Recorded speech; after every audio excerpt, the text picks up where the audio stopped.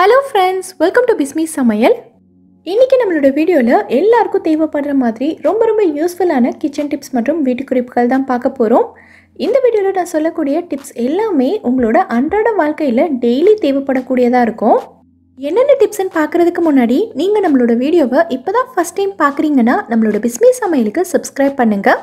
நம்ம சேனலில் ஏற்கனவே கிச்சன் டிப்ஸ் மற்றும் வீட்டு குறிப்புகள் பற்றி நிறைய வீடியோஸ் போட்டிருக்கோம். அந்த வீடியோஸையும் நீங்கள் செக் பண்ணி பாருங்கள். இப்போ நம்ம ஃபஸ்ட்டு டிப் என்னங்கிறத பார்க்கலாம். நம்ம சாம்பார் எல்லாம் வைக்கும்போது பார்த்திங்கன்னா ஒரு சில நேரங்களில் நம்மளே அறியாமல் சாம்பாரில் புளி கொஞ்சம் அதிகமாக சேர்த்துருவோம். சாம்பாரில் புளி அதிகமாகிடுச்சுன்னா சாதத்தில் ஊற்றி சாப்பிட்றதுக்கு அந்தளவுக்கு நல்லா இருக்காது. வீட்டில் இருக்க யாருமே விரும்பி சாப்பிட மாட்டாங்க. அது மட்டும் இல்லாமல் இந்த சாம்பார் ஃபுல்லாகவே நமக்கு வேஸ்ட் ஆகிற மாதிரி இருக்கும். ஸோ இந்த சாம்பாரில் இருக்க அதிகப்படியான புளிப்பை மட்டும் எப்படி எடுக்கிறதுன்னு பார்க்கலாம். எல்லார் வீட்லேயுமே கண்டிப்பாக வெல்லம் இருக்கும். ஸோ வெல்லம் ஒரு சின்ன பீஸ் அளவுக்கு எடுத்துக்கங்க. ரொம்ப அதிகமாகவும் எடுக்கக்கூடாது. இந்த அளவுக்கு எடுத்துக்கிட்டாலே போதும். இப்போது இதை சாம்பாரில் சேர்த்துட்டு நல்லா கலந்து விட்டுறலாம்.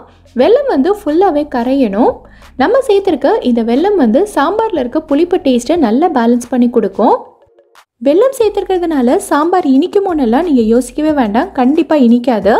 இது சாம்பாருக்கு மட்டும் இல்லை, காரக்குழம்பு, மீன் குழம்பு, இந்த மாதிரி புளி சேர்த்து வைக்கிற எந்த குழம்பு வகையாக இருந்தாலும் சரி, புளி அதிகமாகிருச்சு நீங்கள் நினச்சிங்கன்னா ஒரு சின்ன பீஸ் அளவுக்கு வெல்லம் சேர்த்துக்கங்க. அப்போ புளிப்பு உங்களுக்கு பேலன்ஸ் ஆயிரும். நல்லா கலந்து விட்டுட்டு ஒரு கொதி வந்ததுக்கப்புறமா நீங்கள் ஸ்டவ் ஆஃப் பண்ணிக்கலாம். வெல்லம் சேர்த்துருக்கிறதுனால சாம்பாரோட டேஸ்ட்டுமே உங்களுக்கு இன்னும் சூப்பராக இருக்கும். இந்த டிப் உங்களுக்கு ரொம்பவே யூஸ்ஃபுல்லாக இருந்திருக்கும்னு நினைக்கிறேன். யூஸ்ஃபுல்லாக இருந்ததுன்னா வீடியோவுக்கு ஒரு லைக் கொடுங்க. இப்போ நம்ம அடுத்த டிப் என்னங்கிறத பார்க்கலாம். நம்ம வீட்டில் முருங்கைக்கீரையெல்லாம் பொரியல் பண்ணும்போது பார்த்திங்கன்னா வீட்டில் இருக்க பெரியவங்க இதை சாப்பிடுவோம். ஆனால் குட்டீஸ் இதை விரும்பி சாப்பிட மாட்டாங்க. ஏன்னா முருங்கைக்கீரைனாலே அது கசக்கும்னு நினைப்பாங்க. ஸோ இந்த முருங்கைக்கீரையில் கொஞ்சம் கூட கசப்பு இருக்கவே கூடாது. அது மட்டும் இல்லாமல் இதோட சத்துமே உங்களுக்கு 2 மடங்காகணும்னா இப்போ நான் சொல்கிற ஒரே ஒரு பொருளை மட்டும் நீங்கள் சேர்த்து செஞ்சு பாருங்கள். எப்போவுமே நீங்கள் பொரியெல்லாம் செய்கிறதுக்கு என்னென்ன பொருட்கள்லாம் சேர்த்து தாளிப்பீங்களோ எல்லாத்தையும் சேர்த்துக்கங்க. நான் கொஞ்சமாக சீரகம், காஞ்ச மிளகாய், அப்புறம் வெங்காயம் மட்டும் சேர்த்துருக்கேன். இதெல்லாம் நல்லா வதங்கினதுக்கப்புறமா முருங்கைக்கீரை சேர்த்துக்கலாம். முருங்கைக்கீரையை எப்போவுமே கட் பண்ணவே கூடாது. கட் பண்ணிங்கன்னா கசப்பு அதிகமாயிரும். பொதுவாகவே எல்லோரும் கட் பண்ணாமல் தான் சமைப்போம். ஆனாலும் ஒரு சிலருக்காக நான் சொல்கிறேன். கீரை சேர்த்துட்டு இதை நல்லா வதக்கி விட்டுருங்க. உங்களுக்கு வேணும்னா கொஞ்சமாக தண்ணி தெளித்து கூட நீங்கள் இதை வதக்கிக்கலாம். கீரை இந்த அளவுக்கு நல்லா வதங்கினதுக்கப்புறமா இதோட நம்ம ஒரு முக்கியமான பொருள் சேர்க்க போகிறோம். என்னென்னா நான் பருப்பை வேக வச்சு எடுத்து வச்சுருக்கேன். இன்றைக்கி நான் துவரம் பருப்பு தான் எடுத்திருக்கேன். இந்த பருப்பை நீங்கள் வேக வைக்கும்போது ரொம்ப குழையிற அளவுக்கு வேக வச்சிடக்கூடாது. பருப்பு இந்த அளவுக்கு நல்லா முழுசாக இருக்கணும். அதே சமயம் நம்ம நசுக்கி பார்த்தோன்னா இந்த அளவுக்கு நல்லா சாஃப்டாக வெந்திருக்கணும். இப்போது இதை சேர்த்துட்டு நல்லா கலந்து விட்டுறலாம். இந்த மாதிரி நம்ம முருங்கைக்கீரை பொரியல் செய்யும் போது பருப்பை வேக வச்சு சேர்த்துக்கிட்டோன்னா இந்த கீரையில் இருக்க கசப்பு உங்களுக்கு அந்தளவுக்கு தெரியாது. இந்த கீரையோட டேஸ்ட்டுமே உங்களுக்கு ரொம்ப சூப்பராக இருக்கும். கடைசியாக எப்பயும் போல் கொஞ்சமாக தேங்காய் பூ சேர்த்துட்டு நல்லா கலந்து விட்டுட்டு ஸ்டவ் ஆஃப் பண்ணிக்கலாம்.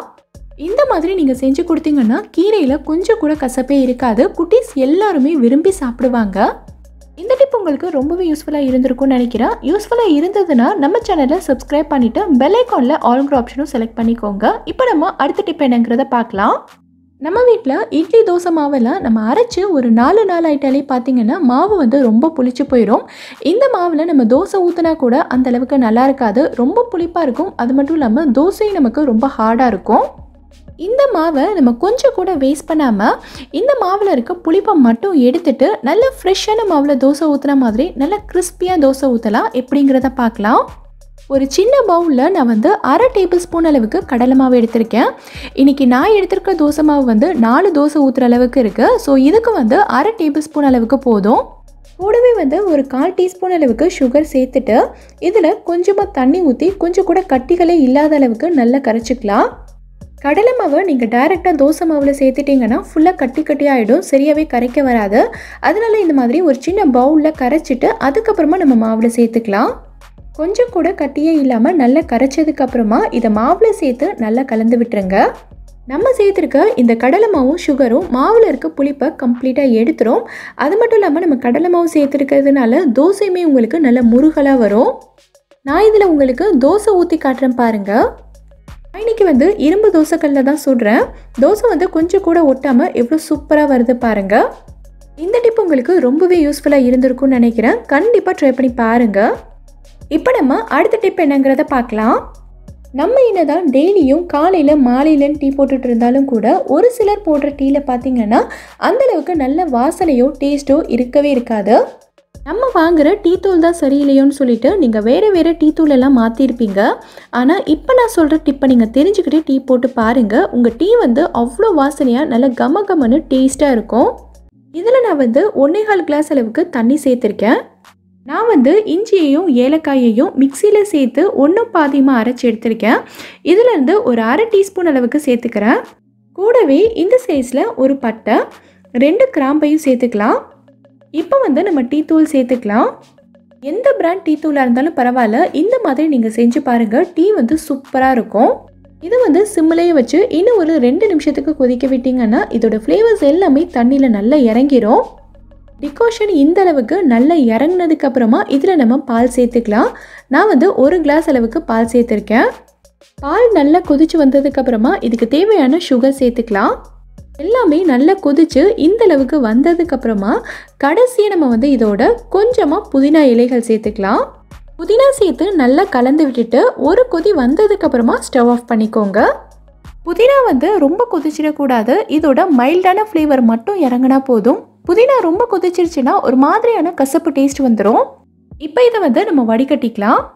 அதே மாதிரி நீங்கள் எப்போ டீ போட்டாலும் சரி, இதை ஒரு சர்விங் கிளாஸில் ஊற்றும் போது இந்த அளவுக்கு நல்ல நுர பொங்குற மாதிரி ஊற்றணும். அப்போ தான் டீயில் சீக்கிரமாக ஆடப்படியாது. அது மட்டும் இல்லாமல் பார்க்குறதுக்கும் நல்ல அழகாக இருக்கும். ஸோ இப்போ நான் சொன்ன மாதிரி நீங்கள் கண்டிப்பாக டீ போட்டு பாருங்கள். டீ கமன்னு அவ்வளோ வாசனையாக டேஸ்ட்டாக இருக்கும். கண்டிப்பாக ட்ரை பண்ணி பார்த்துட்டு எனக்கு கமெண்ட்டை சொல்லுங்கள். இப்போ நம்ம அடுத்த டிப் என்னங்கிறத பார்க்கலாம். நம்ம வீட்டில் பிரெட்டெல்லாம் இருந்ததுன்னா குட்டீஸ் ஈவினிங் டைமில் ஏதாவது சாப்பிட்றதுக்கு கேட்கும்போது நம்ம உடனே பிரெட் ஆம்லேட் தான் செஞ்சு கொடுப்போம். பிரெட்டுனாலே எப்போவுமே பிரெட் ஆம்லேட் சாண்ட்விச்னு ஒரே மாதிரி செஞ்சு கொடுக்கறத விட இன்றைக்கி நான் சொல்கிற மாதிரி கொஞ்சம் டிஃப்ரெண்ட்டாக செஞ்சு கொடுங்க. குட்டீஸ்க்கு நல்ல ஃபில்லிங்காகவும் ரொம்பவே ஹெல்த்தியாகவும் இருக்கும். ஒரு பவுலில் நான் 4 டேபிள் ஸ்பூன் அளவுக்கு கடலை மாவு எடுத்திருக்கேன். இதோட ஒரு பாதி சைஸ் கேரட்டை கிரேட்டரில் நல்லா துருவி எடுத்திருக்கேன். இதையும் சேர்த்துக்கலாம். ஒரு மீடியம் சைஸ் வெங்காயத்தை பொடியாக கட் பண்ணி எடுத்திருக்கேன். இது கூட காரத்துக்காக கொஞ்சமாக பச்சை மிளகாய் சேர்த்துக்கலாம். கூடவே கொஞ்சமாக பெருங்காயத்தூள், அப்புறம் இதுக்கு தேவையான அளவுக்கு உப்பு சேர்த்துக்கலாம். இப்போ இதோட தண்ணி சேர்த்து கொஞ்சம் கூட கட்டியாக இல்லாத அளவுக்கு நல்ல ஒரு ஸ்மூத்தான பேட்டராக கரைச்சி எடுத்துக்கோங்க. இது ரொம்ப திக்காக இருக்கக்கூடாது. பஜ்ஜி மாவை விட நல்ல ஒரு தண்ணி பதத்தில் இருக்கணும்.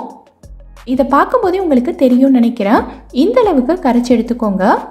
இப்போ ஒரு பேனை சூடு பண்ணிவிட்டு இதில் கொஞ்சமாக நான் பட்டர் சேர்த்துருக்கேன். பட்டருக்கு பதிலாக நீங்கள் எண்ணெய் சேர்க்குறதா இருந்தாலும் சேர்த்துக்கலாம்.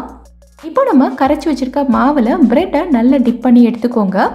மாவு ப்ரெட்டோட எல்லா பக்கமும் நல்லா கோட்டாகணும். இப்போ இதை அப்படியே பேனில் போட்டு நல்லா டோஸ்ட் பண்ணிக்கலாம். இது உங்களுக்கு நல்லா கிறிஸ்பியாக வரணும்னா இன்னும் கொஞ்சம் பட்டர் இல்லைனா எண்ணெய் சேர்த்துக்கலாம்.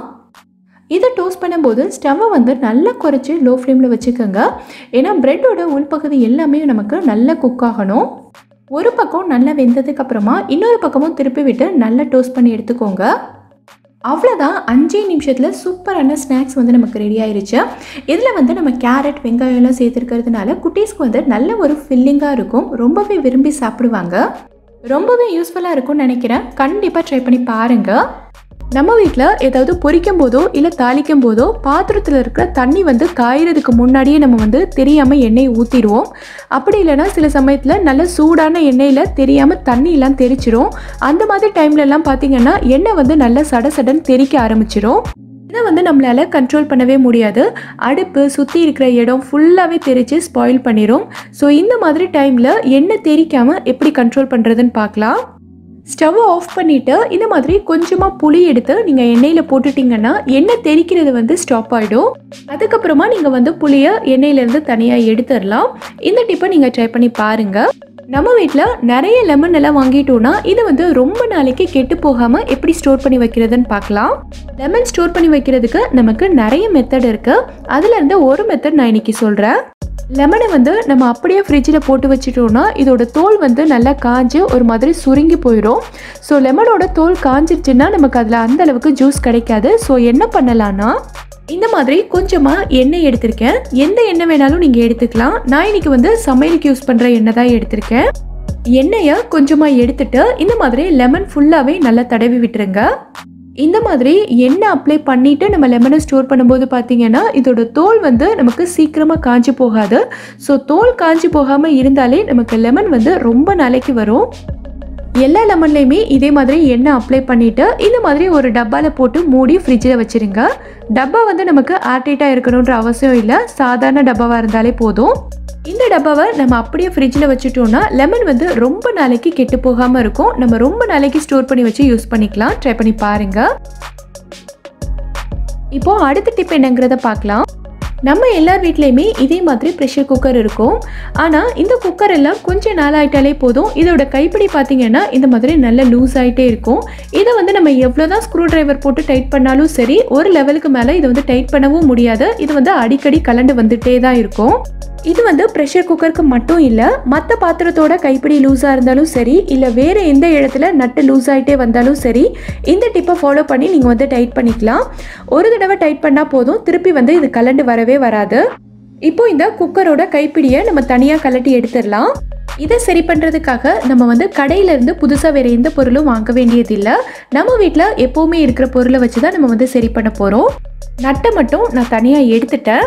இப்போது நம்ம வீட்டில் துணி தைக்கிறதுக்கு யூஸ் பண்ணுற நூலை வந்து நம்ம எடுத்துக்கலாம். நான் வந்து தேவையான அளவுக்கு நூல் வந்து கட் பண்ணி வச்சுருக்கேன். இப்போது இந்த நூலை வந்து நம்ம நட்டில் ஃபுல்லாக சுற்றிக்கலாம். ரொம்ப தடிமனாக சுற்றக்கூடாது, லைட்டாக சுற்றினா போதும். நம்ம வந்து ரொம்ப தடிமனாக சுற்றிட்டோன்னா இதை வந்து நம்ம குக்கரில் விட்டு டைட் பண்ணும்போது இது உள்ளக்க போகாது, ரொம்ப கஷ்டமாக இருக்கும். ஸோ வந்து லைட்டாக சுற்றிக்கோங்க. இப்போ பார்த்திங்கன்னா இந்த மாதிரி நல்லா சுற்றியாச்சு. இதை வந்து நம்ம குக்கரில் விட்டு டைட் பண்ணிக்கலாம். நீங்கள் மாட்டும் போதே தெரியும், நட்டு வந்து நல்ல டைட்டாக இருக்கும். இந்த மாதிரி நீங்கள் செஞ்சு வச்சுட்டிங்கன்னா இதுக்கப்புறமா குக்கரோட ஹேண்டில் வந்து லூஸ் ஆகிட்டு வராது. இந்த டிப் உங்களுக்கு ரொம்பவே யூஸ்ஃபுல்லாக இருக்கும்னு நினைக்கிறேன். ட்ரை பண்ணி பாருங்கள். நம்ம வீட்டில் ஆனியன் பஜ்ஜியெல்லாம் செஞ்சோன்னா இதுக்கு வெங்காயம் கட் பண்ணுறது வந்து கொஞ்சம் கஷ்டம்தான்.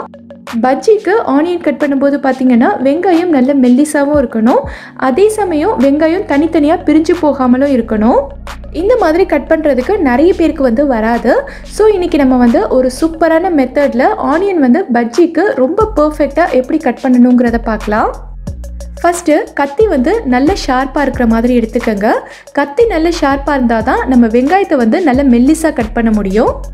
அடுத்தது பார்த்திங்கன்னா வெங்காயத்தோட தோலை உரிக்க வேண்டாம். வெங்காயத்தோட தோலை உரிக்காமல் அப்படியே வச்சுட்டு நம்ம வந்து கட் பண்ணலாம். இந்த மாதிரி வெங்காயத்தை நம்ம தோலோடே வச்சுட்டு கட் பண்ணும்போது வெங்காயம் வந்து நமக்கு தனித்தனியாக பிரியாது. நம்ம ஸ்லைஸாக நல்லா கட் பண்ணிவிட்டு அதுக்கப்புறமா தோலை உரிச்சிக்கலாம். பாருங்கள் எவ்வளோ மெல்லிஸான ஸ்லைஸாக வந்திருக்குன்னு. எல்லாத்தையுமே நான் இதே மாதிரி தான் கட் பண்ணியிருக்கேன். எவ்வளோ சூப்பராக வந்திருக்குன்னு பாருங்கள். இப்போது இதில் வந்து நம்ம பஜ்ஜி போட்டோன்னா ரொம்ப சூப்பராக வரும். ட்ரை பண்ணி பாருங்கள். நமக்கு எப்போவுமே பூண்டு உரிக்கிறது வந்து கொஞ்சம் கஷ்டமான வேலை தான். அதுலேயும் ரொம்ப குட்டி குட்டி பூண்டாக இருந்ததுன்னா அதை உரிக்கிறது ரொம்பவே கஷ்டம்.